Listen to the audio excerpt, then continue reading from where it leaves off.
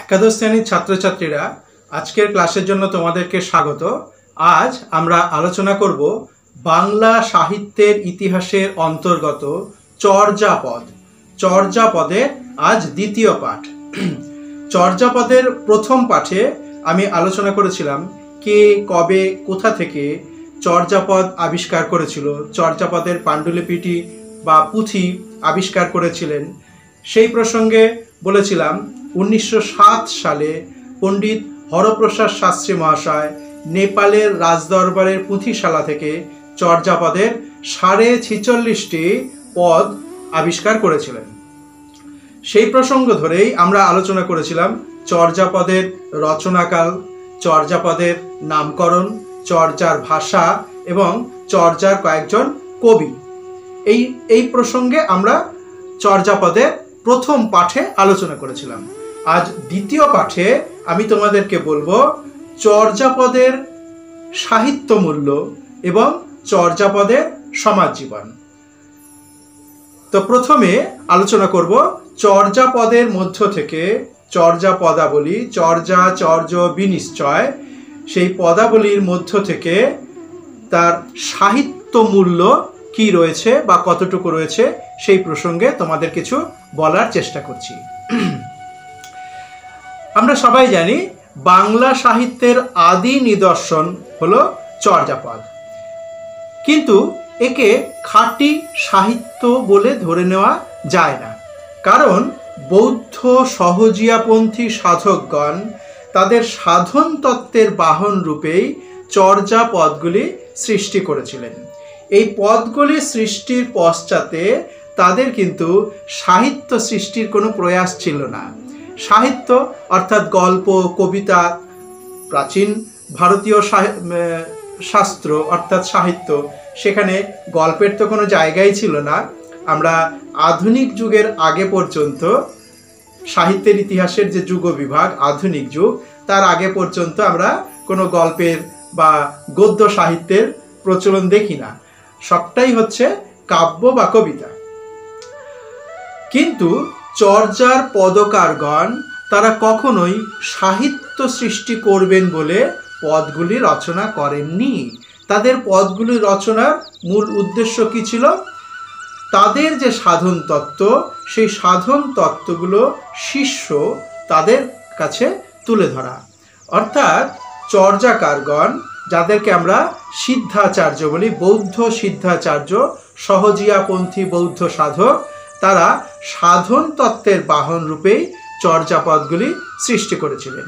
এই পদগুলি সৃষ্টির পিছনে সাহিত্য সৃষ্টির কোনো প্রয়াস তাদের ছিল না।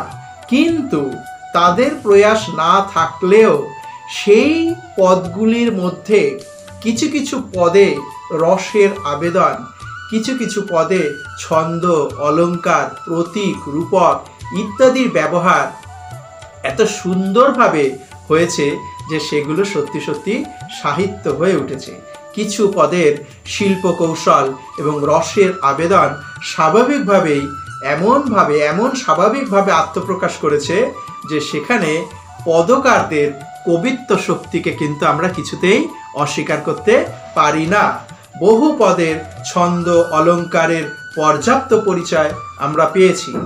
তত্ত্ব দর্শনের প্রতি চর্যার কবিদের আগ্রহ সীমাবদ্ধ ছিল, একথা মেনে নিলেও একথা কিন্তু অবশ্যই স্বীকার করতে হবে যে কোনো কোনো পদ উৎকৃষ্ট সাহিত্য হয়ে উঠেছে।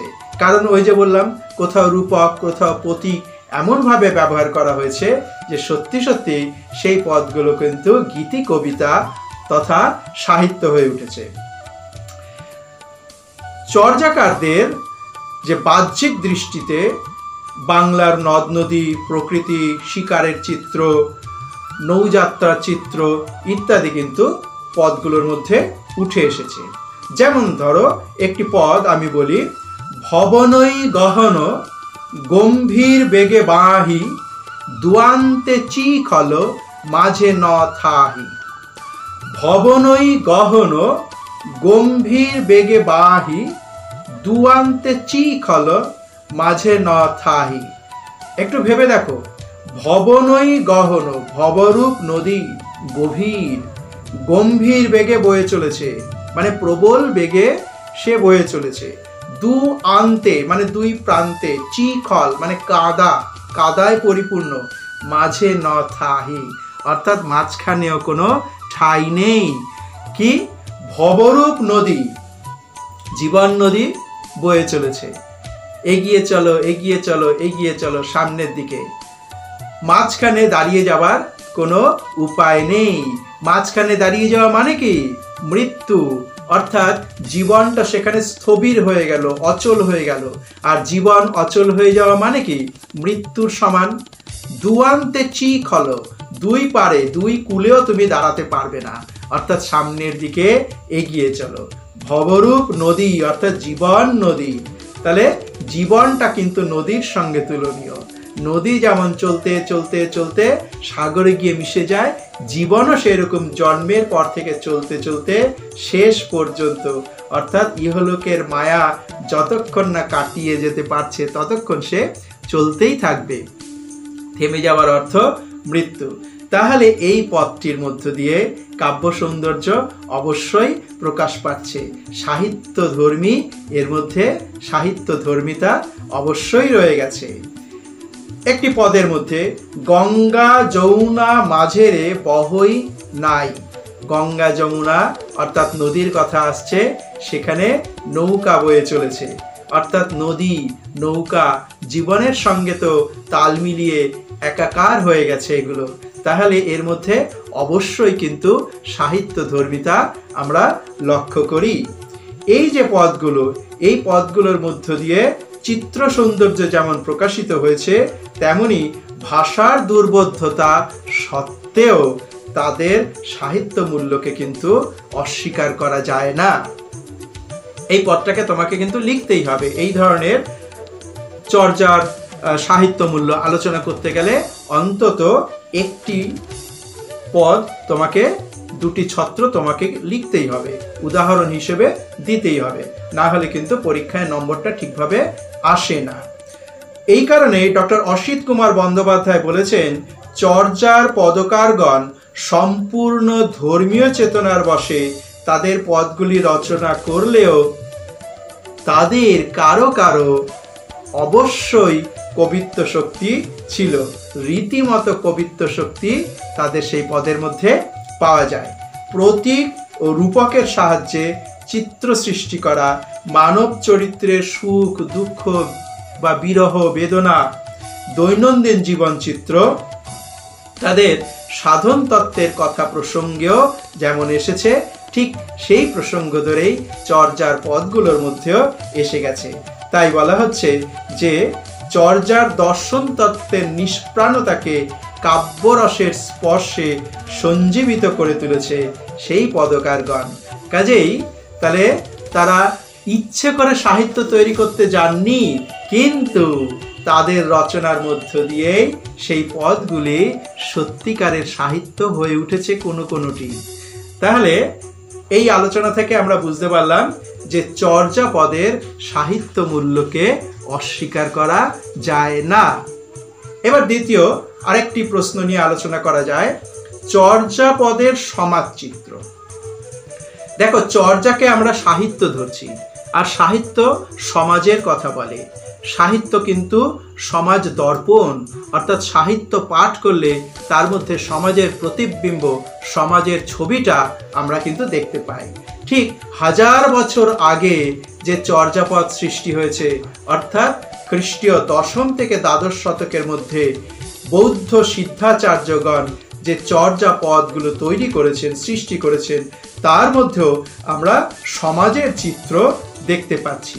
ওই যে আমি প্রথমেই যে পদটি বললাম, ভবনই গহন গম্ভীর বেগে বাহি, দুয়ান্তে চিখল মাঝে ন থাহি, অর্থাৎ ভবরূপ নদী বয়ে চলেছে। এখানে নদীর কথা বলছে, জীবন নদীর কথা বলা হচ্ছে। এটাও তো আমাদের সমাজেরই চিত্র। আমাদের মানব সমাজ তো নদীর মতনই বহমান। তাহলে ভাষাতাত্ত্বিকদের বিচারে চর্যার পদগুলি রচনাকাল 10ম থেকে দ্বাদশ শতকের মধ্যে, এ কথাটা আমি আগেই বলেছি। সামাজিক জীবনের খুব স্পষ্ট পরিচয় তেমনভাবে নিবিড় পরিচয় না পেলেও অনেক পদের মধ্যেই সমাজের ছবি কিন্তু প্রকাশ পাচ্ছে এবং সেই সমাজে আমরা দেখতে পাচ্ছি যে খুব একটা স্বাচ্ছন্দ্য সাধারণ মানুষের জীবনে ছিল না এবং সেটা চর্যার পদকারদের সাধন তত্ত্বের আলোচনার মধ্যে দিয়েও প্রকাশ পাচ্ছে। সমাজে সামাজিক যে বৈষম্য, উচ্চ নিচের যে ভেদাভেদ, তা কিন্তু সেই সমাজে অবশ্যই বর্তমান ছিল। নিম্ন বর্ণের মানুষের অর্থনৈতিক বিপর্যয় প্রভৃতি খণ্ডচিত্রগুলো কিন্তু এই চর্যার বিভিন্ন পদের মধ্যে আমরা দেখতে পাই। চর্যার যুগে সমাজের শ্রেণীবিভাগ ছিল স্পষ্ট। বিশেষ করে নিম্ন বর্ণের মানুষ সাধারণভাবে শহর থেকে দূরে প্রায় নিঃসঙ্গ জীবন কাটাতো। আমরা একটি পদের মধ্যে পাচ্ছি, এটা টেন্ডন পদ, চর্যাকার টেন্ডন পাদ, তার পদ 33 নম্বর পদের মধ্যে আমরা পাচ্ছি, টালত ঘর মোর নাহি পর বেশি, হারিত ভাত নাই নীতিয়া বেশি, বেংবৎ সংসার বড হিল যাও, দুহিল দধু কি বেন্টে সামাও। দেখো বলছে টালত ঘর মোর নাহি পর বেশি, টিলার ওপরে আমার ঘর, প্রতিবেশী আমার তেমন নেই। তাহলে অর্থাৎ পার্বত্য প্রদেশ আমরা বলতে পারি, সাধারণ সমাজ থেকে অনেক দূরে, নিঃসঙ্গতা এখানে রয়েছে, একাকিত্ব এখানে রয়েছে। হাড়িতে ভাত নাই নীতিয়া বেশি, হাড়িতে ভাত থাকে না, অর্থাৎ কিনা যে অর্থনৈতিকভাবে তারা যে বিপর্যস্ত, তারা যে খারাপ অবস্থার মধ্যে রয়েছে, সেটা এই পদের মধ্য দিয়ে পাচ্ছি। নীতি আবেশী, এই আবেশী মানে উপবাস, অর্থাৎ নিত্য নিত্যই উপবাস। বেংবৎ সংসার বড হিল যাও, অন্যদিকে দেখো তাদের সংসার কিন্তু ক্রমশ বেড়েই চলেছে, ব্যাঙের মতো যেন সংসার বেড়েই চলেছে। দোহিল দুধু কি বেন্টে সামাও, গরুর বাঁট থেকে 2 আনা দুধ আবার যেন বাটিই চলে যায়। এখানে একটা সামাজিক অনাচারের ছবি কিন্তু স্পষ্ট হয়ে উঠেছে, অর্থাৎ যা কিছু উপার্জন করছে তা কিন্তু মুহূর্তের মধ্যে শেষ হয়ে যাচ্ছে, কারণ ওই যে বেংবৎ সংসার বড হিল যাও। তাহলে দেখো এই পথটার মধ্যে আমরা নিঃসঙ্গতা, একাকিত্ব, সাধারণ সমাজ থেকে অনেক দূরে তারা বসবাস করছে সেটা পাচ্ছি, সামাজিক অনাচারের ছবিটা আমরা পাচ্ছি। তাহলে এইটি গেল সমাজের একটা প্রতিচ্ছবি কিন্তু এইখানে আমরা পেয়ে যাচ্ছি। আরো কি বুঝতে পারি, উচ্চ শ্রেণীর মানুষ সাধারণভাবে নিম্ন শ্রেণী, আমি উচ্চ নিম্ন কিন্তু এই অর্থে অর্থনৈতিকভাবে উচ্চ বা নিম্ন, এটা একটা। আর আমাদের হিন্দুদের মধ্যে তো প্রাচীন ভারতে বর্ণভেদ প্রথা প্রচলিত ছিলই, অর্থাৎ একটু উচ্চ সমাজের মানুষেরা সাধারণভাবে অন্তজ শ্রেণীর মানুষদের ঘৃণার চোখে দেখত, তাদেরকে যেন অচ্ছুত করে দূরে সরিয়ে রাখত। এটা কিন্তু আমরা এই পদের মধ্যেও পাই। তবে শবর, ডোম, জেলে প্রভৃতিদের সঙ্গে উচ্চ সমাজের মানুষের গোপন সম্পর্কও বজায় ছিল, সেগুলো কিন্তু আমরা বিভিন্ন পদের মধ্যে, চর্যার পদের মধ্যে পাই। আর্থিক দীনতার জন্য সমাজে চুরি, ডাকাতি ইত্যাদিও কিন্তু হতো, অর্থাৎ সামাজিক একটা অনাচার, ব্যভিচার ইত্যাদিও কিন্তু চর্যার সমাজে আমরা পাই। যেমন একটি ছবি দেখো, দিবসই বহুরি কাউই ডরে ভাও, রাতি ভইলে কা সরু যা, দিবসই বহুরি কাউই ডরে ভাও, রাতি ভইলে কা সরু যা। দিনের বেলায় যে বধূটি কাককে দেখলেও যেন ভয় পায়, কাউই ডরে ভাও, রাতের বেলায় সেই কিন্তু কামরূপে গমন করে। তাহলে সামাজিক অনাচারের ছবিও কিন্তু আমরা এখানে পাই। আবার দেখো একটি পদ, 28 নম্বর পদ, সবরপাদ রচিত, সিদ্ধাচার্য সবরপাদ রচিত 28 নম্বর একটি পদে, সেখানে কিন্তু একটি সুন্দর চিত্র প্রকাশিত হচ্ছে। উঁচা উঁচা পাবত তোহি বসই সবরী বালি, উঁচু পার্বত্য প্রদেশে সবরী জাতির একটি কন্যা, বালিকা, বালি অর্থাৎ কন্যা বসে আছে। মোরঙ্গে পিচ্ছ পরহীন সবরী, ময়ূরের পেখম সে খোপায় বা চুলে আটকে রেখেছে। ময়ূর মোরঙ্গি পিচ্ছ পরহীন সবরী গিবত গুঞ্জরি মালি, গলায় গুঞ্জর ফুলের মালিকা সে পড়েছে। অর্থাৎ একটি সুন্দর চিত্র, কিন্তু একটি বালিকা, সবরী জাতির একটি বালিকা, সে সেজে গুজে একটি উঁচু টিলার ওপরে সে বসে আছে। একটা সমাজের একটা সুন্দর ছবিও আমরা এখানে পাচ্ছি। তাহলে কোথাও অনাচার, কোথাও একাকিত্ব, আবার সমাজের সুন্দর চিত্র আমরা এর মধ্যে পাই। তাহলে এই যে চর্যার পদাবলী আমরা আলোচনা করছি, চর্যা, চর্য, বিনিশ্চয়, তার মধ্যে সামাজিক চিত্র কিন্তু সুন্দরভাবে প্রকাশিত হচ্ছে। বিভিন্ন পদের মধ্যে আমরা শ্বশুর, শাশুড়ি, ননদ ইত্যাদিকে নিয়ে যে একান্নবর্তী পরিবার, তার চিত্র আমরা পাই। সেই সময় বিবাহ আড়ম্বরপূর্ণ ছিল, বাদ্য সহকারে বরযাত্রা হতো, যৌতুক প্রথা ছিল, রমণীদের বাসর সজ্জা, বাসর জাগরণ, সেই কথাও চর্যার বিভিন্ন পদে আছে। দাবা খেলা সেই সময় প্রচলিত ছিল। সামাজিক আনন্দ উৎসবের অঙ্গ হিসেবে নাচ, গান, নাটক ইত্যাদিও প্রচলিত ছিল। বাদ্যযন্ত্রের মধ্যে আমরা বীণা, বাঁশি, ডমরু, মাদল এর নামগুলো আমরা পাচ্ছি। ডোম, চাঙারি তৈরি করছে যারা, ঝুড়ি তৈরি করছে যারা, জেলে ইত্যাদি বিভিন্ন সামাজিক বৃত্তিগুলি সেই সময় ছিল। মহিলারা কঙ্কন, বালা, কুন্তল, মুক্তাহার ইত্যাদি অলঙ্কারগুলো ব্যবহার করত। তাহলে এইভাবে চর্যার বিভিন্ন পদের মধ্য দিয়ে সমাজ চিত্রের পরিচয়ও কিন্তু আমরা পাচ্ছি। আর একটা প্রশ্ন একটু ছোট্ট করে আমরা আলোচনা করে নেব, চর্যা পদের ঐতিহাসিক গুরুত্ব তাহলে কি? চর্যা পদে যে কোনো সাহিত্যেরই একটা গুরুত্ব থাকে, চর্যা পদেরও ঐতিহাসিক গুরুত্ব অবশ্যই আছে। খ্রিস্টীয় 10ম থেকে দ্বাদশ শতকের মধ্যে, অর্থাৎ সেই সময়কার সমাজ ব্যবস্থাটা কেমন ছিল, চর্যাপদ পাঠ করলে আমরা সেটা কিন্তু কিছু পরিমাণে হলেও বুঝতে পারি। দ্বিতীয়ত, সেই সময় বাংলা ভাষাটা কেমন ছিল। বাংলা ভাষা প্রথম গ্রন্থ চর্যাপদ, কাজেই সেই সময় বাংলার ভাষাটা কেমন ছিল সেটা আমরা চর্যাপদের মধ্য থেকে পাই। সাহিত্য রচনা হচ্ছে, রচিত হচ্ছে, রূপক, অলঙ্কার প্রভৃতি তাকে আশ্রয় করে বিষয়বস্তু এগিয়ে যাচ্ছে, সেগুলো আমরা এই চর্যার পদ থেকে পাচ্ছি। 10ম থেকে দ্বাদশ শতকের বাংলার সামাজিক জীবনের পরিচয়, যেটা আমি প্রথমে বললাম। বৌদ্ধ সিদ্ধাচার্যগণ তাদের যে ধর্মীয় অনুশাসন শিষ্যদের মধ্যে কিভাবে বিতরণ করতেন, তা আমরা চর্যাপদ থেকেই জানতে পারছি। তাহলে বাংলা ভাষার আদি নিদর্শন রূপে চর্যাপদের একটা ঐতিহাসিক গুরুত্ব অবশ্যই রয়েছে।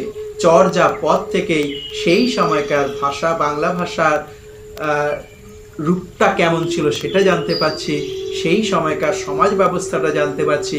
বৌদ্ধ সিদ্ধাচার্যগণ তাদের শিষ্যদের সঙ্গে কিরম বিষয়, কি বিষয়ে কথোপকথন করছেন বা কিভাবে উপদেশ দান করছেন সেটা আমরা জানতে পারছি। এই সব কারণে চর্যাপদের আর বাংলা ভাষার প্রথম গ্রন্থ সেই হিসেবেও চর্যাপদের ঐতিহাসিক গুরুত্ব অবশ্যই অনস্বীকার্য। তাহলে চর্যাপদ এই আলোচনার দ্বিতীয় পাঠে আমরা কি আলোচনা করলাম? চর্যার সাহিত্য মূল্য, চর্যার সমাজ জীবন এবং চর্যাপদের ঐতিহাসিক গুরুত্ব। তাহলে চর্যাপদের দ্বিতীয় পাঠ আজ এখানেই শেষ করলাম।